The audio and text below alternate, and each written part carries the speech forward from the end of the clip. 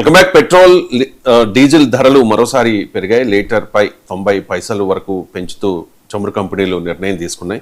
Professor గారు, ఈ వారంలో ఇది రెండవసారి పెట్రోల్ ధరలు పెరగడం. మొదటిసారి 3 రూపాయల వరకు పెరిగింది 1 లీటర్ పై, ఇప్పుడేమో 90 పైసలు పెరగడం. సార్, ప్రపంచవ్యాప్తంగా కనుక చూస్తే చమురు ధరల పెరుగుదల కనిపిస్తోంది. ఈ సమయంలో పెట్రోల్ ధరల పెరుగుదలను ఏ రకంగా చూడాలి?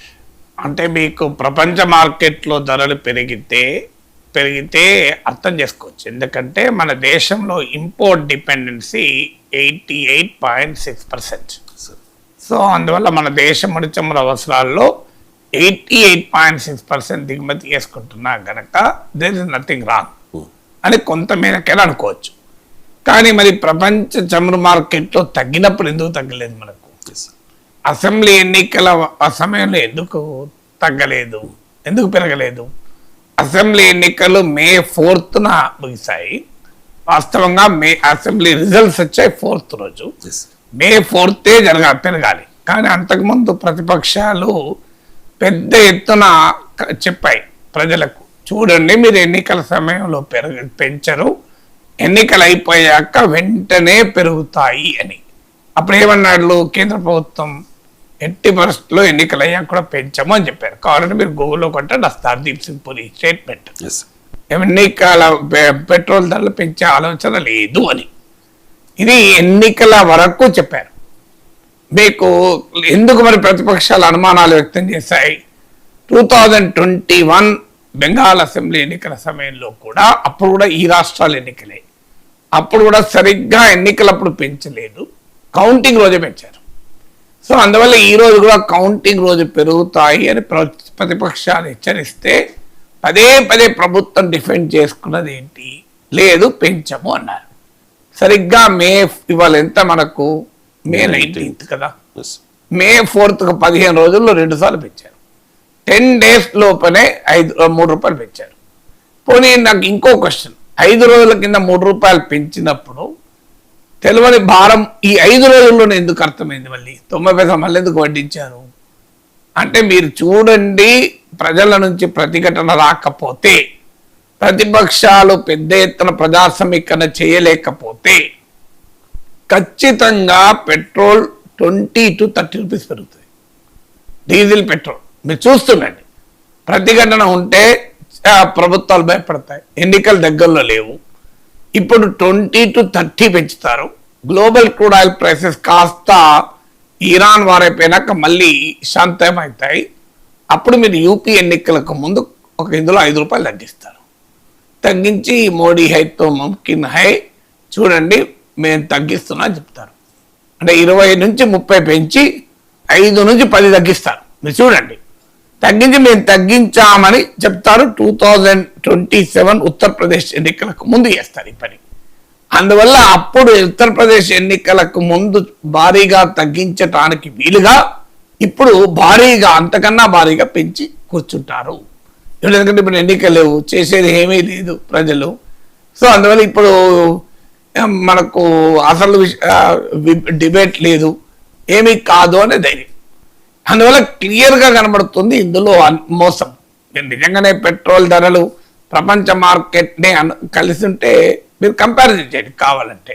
2014లో ఇప్పుడున్న ధరే ఉంది ఆల్మోస్ట్ $108. ఇప్పుడు కూడా అరౌండ్ 105 to 110 మధ్యలో ఉంది ఇప్పుడు. మీరు ఆ రోజు పెట్రోల్ ధర ఢిల్లీలో 72 రూపీస్, హైదరాబాద్లో కాస్త డిఫరెంట్ 3-4 రూపాయలు దాటి ఉండొచ్చు. అంటే ఇండియాలో 72 రూపీస్. ఇవాళ కూడా same global crude oil price అంతే ఉంది. ఎందుకు మరి ఇప్పుడు ఇంత రేటు పెరుగుతోంది? నియర్లీ మీకు 60% ఎబో కదా. ఎందుకంటే దీనికి ఆన్సర్ ఉండాలి కదా. ఇక మధ్యలోనైతే భారీగా పడిపోయింది. అదంతేందుకు మీకు February 28 ముందు $70 per barrel ఉన్నాయి. కానీ మన దగ్గర పెట్రోల్ 100 పైనే ఉన్నాయి కదా. మరి 2014లో $100 పైన గ్లోబల్ క్రూడ్ ఆయిల్ ప్రైస్ ఉంటే 70 రూపీస్కి పెట్రోల్ వచ్చినప్పుడు, మీరు యూపీఏ ప్రభుత్వం పోయి ఎన్డీఏ ప్రభుత్వం వచ్చే నాటికి, ఎన్డీఏ ప్రభుత్వం వచ్చాక $70 ఉంటే 100 పైన ఎందుకు ఉన్నది? అంటే ఇది నిజంగానే ప్రపంచ మార్కెట్తో ఏమైనా సంబంధం ఉందా? అంటే ప్రపంచ మార్కెట్లో ధరలు బాగా తగ్గినప్పుడు పెద్ద ఎత్తున పన్నులు వడ్డించి ఇప్పుడు ఆ తగ్గినది ప్రజలకు రాకుండా చేసి ఇప్పుడు కొత్తగా ప్రపంచ మార్కెట్లో పెరిగినాయని చెప్పితే మే 4th ముందుకు ఇప్పటికి ఏం పెరిగింది ప్రపంచ మార్కెట్? ఏం తేడా వచ్చింది? వారి వల్ల కొత్తగా రాలే కదా. గ్లోబల్ క్రూడ్ ఆయిల్ ప్రైస్ పెరగడం కొత్తగా మే 10th 15th మధ్యలో 19th మధ్యలో జరిగిందా? మార్చ్ 1st వీక్లోనే పెరిగినాయి. మీరు కావాలంటే లెక్క తిరిగి చూడండి. మార్చ్ 1st వీక్లోనే $100 దాటిపోయింది. మరి అప్పుడు ఎందుకు పెంచలేదు? అప్పుడు పెంచకుండా ఇప్పుడు పెంచడం అంటే ఏంటి? క్లియర్గా అసెంబ్లీ ఎన్నికల వరకు ఒక స్టాండు, అసెంబ్లీ ఎన్నికల తర్వాత మరో స్టాండు అనేది క్లియర్గా ఇది గ్లోబల్ హిపోక్రసీ కదా. దానితో పాటు మీకు నిజంగానే ఫారిన్ ఎక్స్చేంజ్ క్రైసిస్ ఉంది, డాలర్ల సంక్షోభం ఉంది గనక మేము పెట్రోల్ ధర డీజిల్ ధరలు పెంచుతున్నామని ప్రజల్ని నమ్మించడానికి ప్రధానమంత్రి పెద్ద ఎత్తున ఉపన్యాసం ఇచ్చారు హైదరాబాద్లో. దాంతో మళ్ళీ కాన్వాయిలు కట్ చేసుకున్నారు. ముఖ్యమంత్రులు, ప్రధానమంత్రులు, మంత్రులు అసలు కంప్లీట్గా బండి మీద దేవేంద్ర ఫడ్నవీస్ వెళ్ళారు. త్యాగాలు చేయండి ప్రజలకు పిలిపించారు. ఒక భయంకరమైన ఫియర్ క్రియేట్ చేశారు, ప్యానిక్. ఎందుకు? మీకు ఏమో అయిపోతుంది, డాలర్ సంక్షోభం వస్తుందని. కానీ అది కూడా నిజం కాదు. మీరు డాలర్ సంక్షోభానికి గోల్డ్, పెట్రోల్ కారణం కాదు. నేను వివరంగా సంపూర్ణమైన గణాంకాలతో 2 రోజుల క్రితం వీడియో పెట్టాను, చూడండి ఎవరైనా. బిజినెస్ లైన్ పత్రికలో వచ్చిందని. అసలు గోల్డ్ క్రూడ్ ఆయిల్ ప్రైస్ కాదు అసలు కల్పిట్. ఎస్, ఖచ్చితంగా గోల్డ్ క్రూడ్ ఆయిల్ ప్రైస్ కూడా కారణం, ఫారిన్ ఎక్స్చేంజ్ ఖర్చు అవ్వటానికి, ఎక్కువ ఖర్చు అవ్వటానికి. కానీ అసలు ముఖ్యమైన కారణం స్టాక్ మార్కెట్లకు వెళ్ళి విదేశీ పెట్టుబడులు వెళ్ళిపోవడం. సో ఆ వెళ్ళిపోవడానికి కారణం కృత్రిమంగా స్టాక్ మార్కెట్ బాగా పెరిగి ఉండడం ఇండియాలో. సో దీని కారణాన ఫారిన్ ఇన్వెస్టర్ వెళ్ళిపోయారు. మీరు ఆ వీడియో చూడండి. బంగారం కాదు, స్టాక్ మార్కెట్ అసలు వెళ్ళారు డాలర్ సంక్షోభానికి. మీరు క్లియర్గా ఈరోజు మన oil import bill 4.5% of GDP. మీకు గతంలో 5% ఆఫ్ జీడిపి ఇదే రేంజ్లో ఉన్నప్పుడు కూడా మనకేమి రూపాయి ఇంత దారుణంగా పతనం కాలే కదా. సో ఇప్పుడు 11% పతనమైంది 2025-26లో. మరి అప్పుడు ఇదే అరౌండ్ 4.5%, 5% ఆఫ్ జీడిపి ఖర్చు పెడుతుంటే మరి అప్పుడేమో ఇంత కాలే 6%, 9% మించి మీకు 6%, 4% వరకే మీకు డాలర్తో పోలిస్తే రూపాయి పతనమైంది.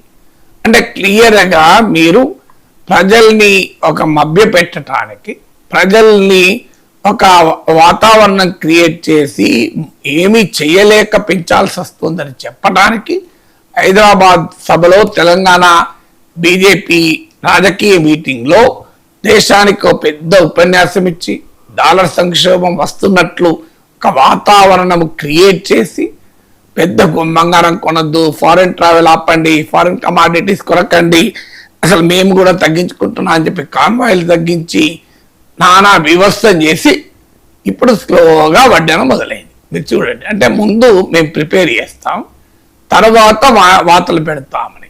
అంటే ముందు ప్రిపేర్ చేశారు, భయం క్రియేట్ చేసి. భయం అయిన తర్వాత ఏం చేస్తాం మనం? వెంటనే ఓకే అంటాం. ఇది ఇప్పుడు మీరు ఇది చేయకపోతే ఇది ప్రమాదం వస్తుందన్నాక ఎవరైనా మనిషే కదా. మన అందువల్ల ఇది క్లియర్ ఒక ట్రాప్ మనకు కనబడుతోంది. నిజంగా ఇండియాలో ఫారిన్ ఎక్స్చేంజ్ క్రైసిస్ ఉందా? ఇలా $691.11 బిలియన్ ఫారిన్ ఎక్స్చేంజ్. సో ఇది కన్జర్వేటివ్ ఎస్టిమేట్స్ ప్రకారం కూడా ఎస్బీఐ రీసెర్చ్ ప్రకారం 8 months ఆఫ్ ఇంపోర్ట్ బిల్లు సరిపోతుంది. కొన్ని అంచనాల ప్రకారం అయితే 11 months ఆఫ్ ఇంపోర్ట్ బిల్లు కూడా సరిపోతుంది. మరి ఎందుకు మీరు లేని ఫారిన్ ఎక్స్చేంజ్ ఈ 2 నెలల్లో $38 బిలియన్ తగ్గిన మాట నిజం. గోల్డ్ ఇంపోర్ట్ బిల్ పెరిగిన మాట నిజం. 1.3% ఆఫ్ జీడిపి నుంచి 2% ఆఫ్ జీడిపి అయింది. మీకు ఆయిల్ ఇంపోర్ట్ బిల్లు పెరిగిన మాట నిజం. కానీ అది చూపెట్టి అసలు ఏదో ప్రపంచమే మునిగిపోతున్నట్లుగా ఒక వాతావరణం క్రియేట్ చేసి దానికి ప్రభుత్వంలో ఉన్న వాళ్ళు త్యాగాలు చేస్తున్నట్లు ఒక నటన చేసి ఇప్పుడు పెద్ద ఎత్తున పట్టిస్తున్నారు. మీరు చూడండి, ఇప్పుడు కాన్వాయిలు తగ్గించుకుంటున్నారు. ఫారిన్ ట్రావెల్ నిన్నగాక మొన్న ఆంధ్రప్రదేశ్ మంత్రులు సింగపూర్ వెళ్ళారు. అప్పుడు మరి ఫారిన్ ఎక్స్చేంజ్ ఖర్చు కాలేదా? రూపాయల ఖర్చు పెట్టారా? ఎన్ని రోజుల కిందండి ఈ వార్ స్టార్ట్ అయినాకనే వెళ్ళారు కదా. మన ఇప్పుడు గ్లోబల్ ఆయిల్ ప్రైసెస్ ఎక్కువనే ఉన్నాయి కదా. మోడీ హైదరాబాద్ స్పీచ్తోనే భారతదేశానికి డాలర్ సంక్షేమం అర్థమైందా? అంటే ఈ పొలిటికల్గా ఒక వాతావరణం క్రియేట్ చేసి అయిపోయింది. మోడీ లాంటి వారు ఏం చేస్తారు, 2 కార్లకు పరిమితం అయ్యాడు, ఇక మన తప్పుతుందా పెట్రోల్ డీజిల్ పెట్రోల్ ఉంటున్నారు. సో దీనికి ఇంకొక పాయింట్ కూడా, ఇది నిజంగానే గ్లోబల్ మార్కెట్ ఒక్క దాని వల్లనే జరుగుతుందా?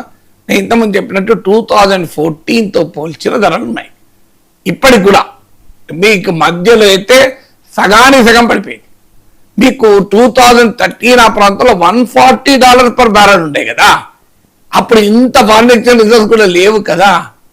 మరి ఇంత ఫారిన్ ఎక్స్చేంజ్ రిజర్వ్స్ లేనప్పుడు కూడా $140 పర్ బ్యారెల్ ఉన్నా మరి ఈ ప్రైస్ లేదు ఎప్పుడు. మరి అప్పుడు యూపీఏ ప్రభుత్వంలో ఉన్నప్పుడు $140 పర్ బ్యారెల్ అయింది. మరి వాళ్ళు ఇంత రేట్ పెట్టలేదే, $70 ఉంది కదా పెట్రోలు. మరి ఇప్పుడే ఎందుకు ఎక్కువ అవుతుంది? దీనికి ఆన్సర్ లేదు. సో మీకు గవర్నమెంట్ ఫెయిల్యూర్స్ ఇక్కడ మనం చెప్పాలి. 2014లో మన ఇంపోర్ట్ డిపెండెన్సీ 77.6%. ఇవాళ మన ఇంపోర్ట్ డిపెండెన్సీ 88.6%. చూడు ఎంత తేడా ఉందో చూడండి. మరి 11% వరకు మనము దిగుమతుల పైన ఆధారపడడం పెరగటానికి ప్రభుత్వ పాలసీ ఫెయిల్యూర్ కాదా? ఎందుకంటే ఒకప్పుడు మనకు ప్లానింగ్ కమిషన్ ఉండే, అందులో ఎన్ని లోపాలున్నా ఏదో కొంత ప్లానింగ్ జరిగేది. ఇప్పుడు ఆ ప్లానింగ్ లేదు. కంప్లీట్గా ప్లానింగ్ అబాండన్ చేసి నీతి ఆయోగ్ ఒక కార్పొరేట్ స్టైల్ సంస్థలను పెట్టారు. అది ఏం చేస్తుందో తెలియదు. ఎక్కడన్నా ప్లానింగ్ కనబడ్డదా? ఒక మోడీ రివ్యూ, మన పెట్రోల్లో ఇంపోర్ట్ డిపెండెన్సీ తగ్గించుకోవాలి, మనము విదేశాలను దిగుమతులు తగ్గించుకోవాలని ఈ 12 ఏళ్లలో ఒక ఎఫర్ట్ పెట్టి ఎక్స్ప్లోరేషన్ ప్రొడక్షన్ పెంచడానికి చేసిన కృషి మీరు ఎప్పుడన్నా విన్నారా? ఒక సీరియస్ కృషి. అలాగే మీకు స్ట్రాటజిక్ ఆయిల్ రిజర్వ్స్ అంటారు, వ్యూహాత్మక చమురు నిల్వలు. ఇది ఇంటర్నేషనల్ బెంచ్ మార్క్ 90 days ఉండాలి. ఇవాళ మన పరిస్థితి ఏంటి? 10 days లోపలే ఉన్నాయి. ఇది మనకు ఉన్న నిల్వలు కూడా 64% నింపున్నాయి, మిగతా నింపే లేవు. దీనికి కారణం ఇది. ఇవాళ ఇందులో ఎడిటోర్లు వచ్చి చూడండి, స్ట్రాటజిక్ ఆయిల్ రిజర్వ్స్లో మన వైఫల్యాలు ఏంటనేది. మరి ఆ పరిస్థితి మనం తెచ్చుకున్న తర్వాత ప్రభుత్వ వైఫల్యాల్ని ప్రజలపైన నెట్టడం ఎందుకు? ప్రభుత్వము పన్నులు పెంచి అది ప్రపంచ మార్కెట్ పైన నెట్టడం ఎందుకు? ఇదంతా చేస్తూ అది కూడా ఎన్నికల సమయంలో మేము పెంచామని చెప్పి ఎన్నికలైన తర్వాతనే భారీగా వడ్డనేందుకు? యుద్ధం స్టార్ట్ అయ్యి మీకు 3 నెలలు అయితే 2.5 నెలలు దాటిపోతే సడన్గా ఇప్పుడే మేల్కొని భారీగా వడ్డనేందుకు? దీనికి ఆన్సర్లు ఉండాలి కదా. అందువల్ల ఇది ఖచ్చితంగా రాజకీయ దాడి, రాజకీయ గారడి. ఇది భారీగా మీరు ఎవరమో మనం ప్రతిఘటించకపోతే 20 to 30 రూపీస్ పెరుగుతుంది. అసలు ఇప్పటికే కాస్ట్ ఆఫ్ ఇన్ఫ్లేషన్ భారీగా పెరిగింది. మీకు హోల్సేల్ ఇన్ఫ్లేషన్ రికార్డు లెవెల్లో ఉంది, 8.89% ఉంది. ఇంకా ప్రజల జీవితాలు దుర్భరం అయితే రెసిస్ట్ చేయకపోతే.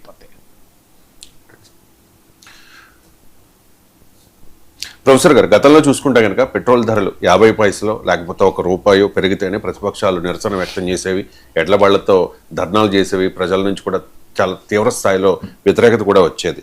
ప్రభుత్వాలు కూడా భయపడేవి సార్ పెట్రోల్ ధరలు పెంచడానికి. కానీ ఇప్పుడు మోదీ పెంచడం లేదు, పెంచే ప్రసక్తే లేదు అంటూనే ఎలా ఇంత ధైర్యంగా పెంచగలిగారు? మోదీ గారడి, మీరు అన్నట్టు మోదీ మ్యాజిక్ ఏంటి సార్? ఏం లేదు, మ్యాజిక్ ఏంటంటే సహజంగా ప్రభుత్వం ఎప్పుడు భయపడుతుంది, ప్రజలు తమకు ఓటు వేయరేమో అనుకున్నప్పుడు భయపడుతుంది.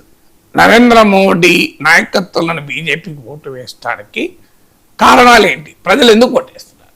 మీరు అనేక పోస్ట్ పోల్ స్టడీ చూడండి, ఒపీనియన్ సర్వే చూడండి. ఎవరైనా బీజేపీకి ఓటు వేసేవాళ్ళు ఎకానమీ బాగా చేస్తున్నాడు ఓటేశారా? మీరు లోక్నీతి సిఎస్డిఎస్ స్టడీస్ 2019-24 తీయండి. క్లియర్గా ఎకానమీ విషయంలో లోయెస్ట్ రేటింగ్ మోడీ ప్రభుత్వాలు. మీరు అదేందుకు mood of the nation survey in India Today కొట్టండి, మీరు అందులో కంపేర్ చేయండి. ఏ అంశం పైన మోడీకి ఓటేస్తున్నారో అందులో ఉంటుంది. మీకు ఊళ్ళో కొట్టిన వస్తుంది mood of the nation India today. రెగ్యులర్గా 6 months ఒకసారి చేస్తారు. ఎకానమీలో మోడీని మెచ్చుకోరు.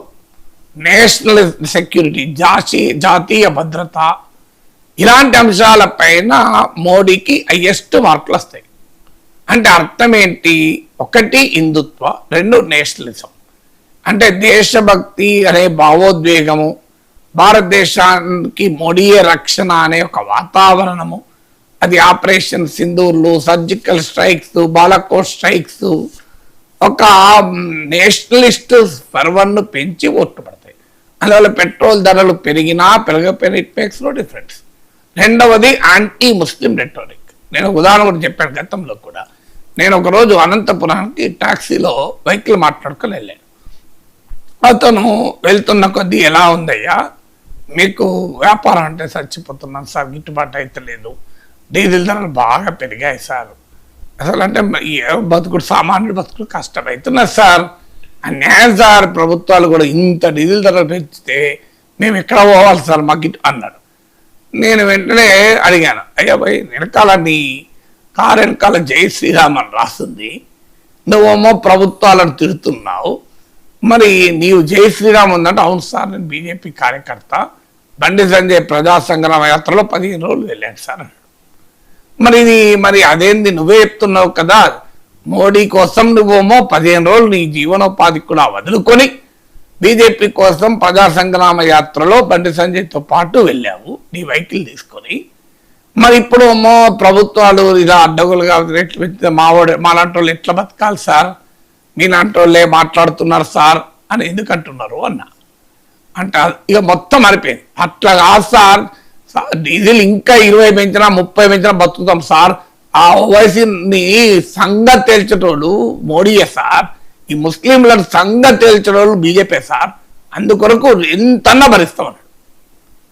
ఇది సరిపోతే కదా, ఎందుకు ఓటేస్తున్నావు? సో ఎందుకు ఓటేస్తున్నారు అన్న దానికి ఒక భయంకరమైనటువంటి హేట్ను సమాజంలో పెంచితే ఆ బేసిస్ ఓట్లేస్తారు ప్రజలు. ఇప్పుడు ట్రంప్ అదే కదా టెక్నిక్. ట్రంప్ ఏం చేస్తాడు, మీకు మైనారిటీల, బ్లాక్స్ పైన, హిస్పానిక్స్ పైన, ఇమ్మిగ్రెంట్ల పైన, అసలు అందరి పైన ఒక పెద్ద విద్వేషాన్ని రెచ్చగొడుతూ ఉంటాడు, నిరంతరం రెచ్చగొడుతుంటాడు. ఆ విద్వేషం వల్ల ఏమైతుందంటే, Trump cost of living crisis ఉన్నదా, మీకు ఎనర్జీ ప్రైసెస్ పెరిగాయా, ట్రంప్ ఎకనామిక్ ఫెయిల్యూర్స్ ఏంటి, డాలర్ ప్రైస్ పడిపోతుందా, అమెరికన్ స్టాక్ మార్కెట్స్ అతలాకుతలమవుతున్నాయా, ట్రంప్ ఎలా ఇన్సైడర్ ట్రేడింగ్ చేసి లాభపడుతున్నాడు, వారేంటి, ఇవన్నీ మీకు ఎన్నికల సమయంలో కనబడవు. ఎన్నికల సమయానికి వచ్చే వరకు ఏంటి, ఆ వైట్ రేసిస్ట్ భావోద్వేగాన్ని పెంచేస్తారు. దానివల్ల మిగతా ఇష్యూస్ అన్ని పక్కకు పోతాయి. సో ఇది ఈ పోస్ట్ ట్రుత్ ఏజ్ అంటారు, సత్యానంతర ప్రపంచం అని. ట్రుత్తో సంబంధం లేదు. ఇక అందువల్ల మొదటిది ఏంటంటే, మోడీని ఓటు వేయడానికి ఎకానమిక్ ఫ్యాక్టర్స్ కారణం కాదు. మోడీకి ఓటు వేయడానికి హిందూస్లో రెచ్చగొట్టబడిన యాంటీ ముస్లిం భావజాలం.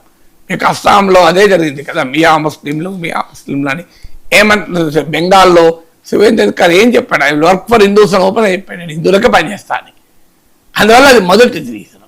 ఇక రెండవ రీజన్ ఏంటంటే పర్సెప్షన్ మేనేజ్మెంట్. మీకు పోస్ట్ ట్రుత్ ఏంటంటే సత్యానంతర ప్రపంచం. ఈ సత్యానంతర ప్రపంచానికి ఉండే స్వభావం ఏంటంటే, నీవు ఏమి చేస్తున్నావు అనే రియాలిటీతో ప్రజల అభిప్రాయాలు ఫ్రేమ్ కావు. ప్రజల అభిప్రాయాలు నువ్వు ప్రజల్ని ఏమి నమ్మించగలుగుతున్నావు అన్న దాంతో ఫ్రేమ్ అవుతాయి. అంటే perception dominates over the reality. ఇందులో మోడీ బీజేపీని మించిన వాళ్ళు ఎవరు లేరు. ఎందుకు లేరు అంటే, ఒకటి ప్రతిపక్షాల బలహీనత, రెండు మీడియా పైన కంప్లీట్ కంట్రోల్. మీరు ఇప్పుడు నేషనల్ మీడియా తీయండి, సహజంగా టీవీ యాంకర్లు ఎట్లుంటారు, ఎవరైనా అటు ఇప్పుడు మీరు కూడా డిబేట్ నడుపుతారు కదా, మీరు రెండు పార్టీల వాళ్ళని పిలుస్తారు, మీరు టీడీపీ వైసీపీ వాళ్ళని పిలుస్తారు, బీజేపీ కాంగ్రెస్ వాళ్ళని పిలుస్తారు. టీడీపీ వాళ్ళను క్వశ్చన్ చేసేటప్పుడు మీరు కౌంటర్ క్వశ్చన్ చేస్తారు, మళ్ళీ వైసీపీ వాళ్ళని క్వశ్చన్ చేసేటప్పుడు కౌంటర్ క్వశ్చన్ వేస్తారు, బీజేపీని క్వశ్చన్ చేసేటప్పుడు మీరు వేసే ప్రశ్నలు కాంగ్రెస్ వాళ్ళు అడిగినట్టు ఉంటుంది, కాంగ్రెస్ వాళ్ళని క్వశ్చన్ చేసేటప్పుడు బీజేపీ వాళ్ళు అడిగినట్టు ఉంటుంది. దాన్నే డెవిల్స్ అడ్వకేట్ అంటారు. అంటే ఎదుటి వ్యక్తిని కౌంటర్గా క్వశ్చన్లు అడిగితే ఆన్సర్లు వస్తాయి. కానీ మీరు నేషనల్ మీడియా మొత్తం చూడండి, నవికా కుమార్, అర్నబ్ గోస్వామి, రాహుల్ శివశంకర్, ప్రణేష్, మీరు క్లియర్గా వాళ్ళ బీజేపీ స్పోక్స్ పర్సన్ కన్నా ఎక్కువ గట్టిగా మాట్లాడుతుంటారు బీజేపీ తరఫున. అసలు వాళ్ళు యాంకర్లే కాదు, they are more than party spokesperson. ఇక ప్రతిపక్షాలను అసలు మాట్లాడిన ఇవ్వరు. అందువల్ల నీకు పర్సెప్షన్ మేనేజ్మెంట్తో ఓట్లు పడతాయి. ఇది రెండవది. అంటే మీ media, social media complete narrative. ఇప్పుడు లేటెస్ట్గా యూట్యూబ్లో కూడా ఏం చేస్తున్నారు, రవీష్ కుమార్ ఒక వీడియో కూడా పెట్టాడు చూడండి. యూట్యూబ్లో మనకు వ్యూస్ రావటానికి నేరుగా ఛానల్కు వచ్చి చూసే వాళ్ళు ఒకరు, రెండు సోషల్ మీడియా ద్వారా షేర్ అయినప్పుడు లింకులు చూసేవాళ్ళు రెండు, మూడవది సెర్చ్ రిజల్ట్స్. నువ్వు నాకు పెట్రోల్ ప్రైసెస్ అని సెర్చ్ చేస్తే నా వీడియో రావచ్చు మీకు. కానీ అత్యధికంగా వీడియోలకు మనకు వ్యూస్ వచ్చేది రికమెండేషన్స్. అంటే మీరు ఒక వీడియో చూస్తున్నప్పుడు ఇంకో వీడియో మిమ్మల్ని సజెస్ట్ చేస్తుంది. ఈ రికమెండేషన్సే మన వ్యూస్కు చాలా కీలకం. ఇప్పుడు ఏం చేస్తున్నారు రవీష్ కుమార్ అండ్ ధ్రువరాటిల కంప్లైంట్ ఏంటంటే వాళ్ళు యూట్యూబ్ డేటాను కూడా చూపెడుతూ ప్రూవ్ చేశారు. ఇప్పుడు యూట్యూబ్లో మీకు ఆస్క్ స్టూడియో అని ఏ ఫీచర్ ఉంటుంది. మీరు అడిగారు అనుకోండి, summarise the views for this channel for the last 6 months from recommendations అని కొడితే ఎంత తగ్గిందో చూపెడతారు. మీకు రవీష్ కుమార్ ధ్రువరాటిలో క్లియర్గా రికమెండేషన్స్ ద్వారా వచ్చే వ్యూస్ తగ్గాయి. ఎలా సాధ్యమవుతుంది ఇది? Unless government manager something. మీరు ఎందుకు సడన్గా తగ్గుతాయి రికమెండేషన్స్ ద్వారా? దానికి ఆన్సర్ ఉండాలి కదా. సో ఇప్పుడు నేను కూడా వెరిఫై చేశాను, నా దానికి ఏం తగ్గలేదు. అంటే నేను తెలుగు మీడియా కదా, దృష్టి ఎంత తొందరగా పడదు కదా. మీకు రాహుల్ గాంధీ విజయ్ కలిసిన ఫోటో ఇన్స్టాగ్రామ్లో వీడియో కంప్లీట్గా ఆగిపోయింది రికమెండేషన్స్. అసలు ఎవరు పట్టించుకోకుండా చేశారు. అంటే సోషల్ మీడియాతో పైన ఇలా పవర్ఫుల్ నరేటివ్ బిల్డింగ్, అంటే అటు నేషనల్ మీడియాతో దీనికి తగ్గట్టు మన అపోజిషన్, దీనంత వీక్ అపోజిషన్ భారతదేశ చరిత్ర ఎప్పుడు చూడలే. ఆ మోడీని బీజేపీని ఎదుర్కోవడానికి వీళ్ళు సెల్ఫ్ గోల్ వేసుకుంటా అంటారు. వీళ్ళు ప్రతిరోజు సెల్ఫ్ గోల్ వేసుకుంటారు. ఈ సెల్ఫ్ గోల్ వేసుకొని బీజేపీకి ఆయుధాలు ఇస్తూ ఉంటారు. సో ఇక రిసోర్సెస్ ఇలా మీరు ఎలక్ట్రాల్ బాండ్ స్కీమ్ చూడండి, హైయెస్ట్గా రిసోర్సెస్ ఏ పార్టీకి వస్తున్నాయి అధికారికంగా, అనధికారికంగా మనం అర్థం చేసుకోవచ్చు. ఎవరు? బీజేపీకి వస్తున్నాయి. తర్వాత ఇక అనుకూలంగా మీకు ఈడీ, సిబిఐ, ఐటీ, ఇప్పుడు కొత్తగా election commission Gyanesh Kumar special intensive revision పెట్టి టార్గెటెడ్గా ఓటర్లను తీసేయడం. ఇన్ని రకాలుగా చేసిన తర్వాత పెట్రోల్ ధర పెంచితే ఏమవుతుందండి? అసలు ఈ పెట్రోల్ ధర పెరిగితే ఎవడో పట్టించుకునే దర్శకులు ఎవడున్నాడు? దీనికి తోడు విషకన్య తీరి, విషకన్య నమూనా అంటారు దీన్ని. మన పాత తెలుగు సినిమాల్లో ఉండే చూడండి, మహారాజును చంపటానికి వీళ్ళని ఏం చేస్తాడు, విషకన్యను క్రియేట్ చేస్తాడు. విషకన్య ఎవరు అంటే ఒక చాలా అందమైన అమ్మాయికి చిన్న చిన్న డోసుల్లో విషం ఎక్కిస్తూ ఉంటారు. మైన్యూట్ డోసులో కొంతకాలానికి ఆమె శరీరం అంతా విషం ఉండిపోతుంది. అప్పుడు ఆమె విషకన్య అయి హనీ ట్రాప్ అంటారు కదా, అప్పుడు ఆ రాజుకు హనీ ట్రాప్ వేస్తే రాజు ఆ విషకన్య వల్ల చనిపోతాడు. ఇప్పుడు ఈ పెట్రోల్ డీజిల్ అంతే. మొదలు 5 రూపాయలు 3 రూపాయలు పెంచారు 5 రోజుల కింద, 5 రోజుల తర్వాత 90 పైసలు పెంచారు. నాకు అర్థం అప్పుడే 3 రూపాయలు 90 పైసలు ఎందుకు పెంచలే? 5 రోజుల్లో కొత్తగా 5 రోజుల్లోనే ఆయిల్ మార్కెట్ కంపెనీ తలకిందులు అయిపోయా. మీరు చూడండి, ఏ ప్రొటెస్ట్ లేకపోతే జస్ట్ 1 వీక్ ఆగండి మళ్ళీ 2 రూపాయలు పెరుగుతాయి, మళ్ళీ ఒక 1 వీక్ 15 రోజులు ఆగండి మళ్ళీ 2 రూపాయలు పెరుగుతాయి.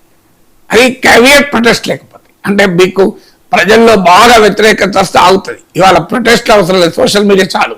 సోషల్ మీడియా కనుక పవర్ఫుల్గా రియాక్ట్ అయితే, ఇప్పుడు నేను మాట్లాడిన ఈ వీడియోలు 10 లక్షల మంది చూశారనుకోండి, 100% పెట్రోల్ ధర పెరగదు. నేను ఛాలెంజ్ చేస్తా.